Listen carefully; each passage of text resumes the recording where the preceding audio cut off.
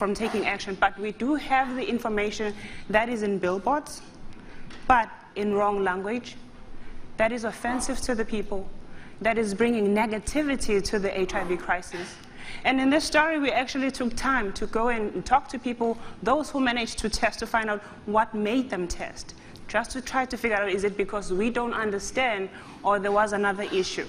We figured that 100% of those people were never moved by a billboard, were never moved by a story that was told in media, because all of them were negative and they were all representing death. And we have never seen anything positive about HIV crisis in South Africa. So nothing worked for people to make them change their behavior in South Africa.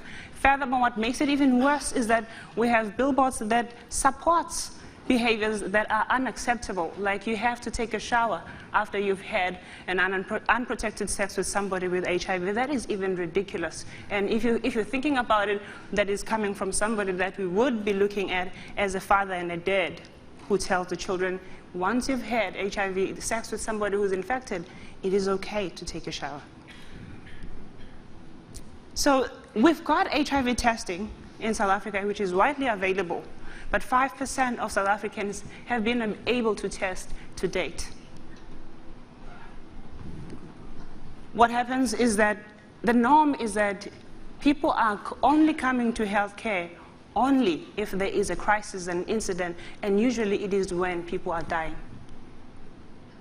ARVs, which is antiretroviral treatment, is available for free. And you will think in that setting, people will be open to come up and get help and try to move on with their lives. But something is not working right there.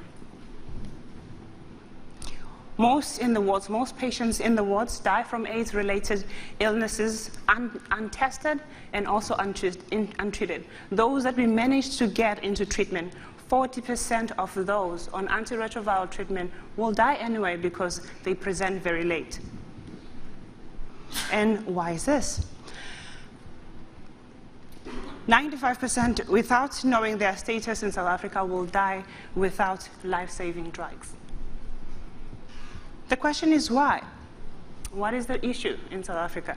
These are the things that are a problem. Stigma is still huge, it's still powerful. People don't like to talk about HIV.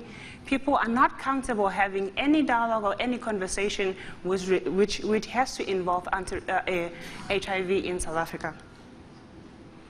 We haven't been able to reach men or women, and we know that women do come forward for healthcare, and they do come forward for testing, but also it is because they are forced by circumstances like they have to protect their babies, things like those.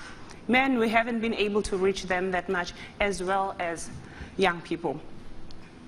The other thing that is even amazing is that men would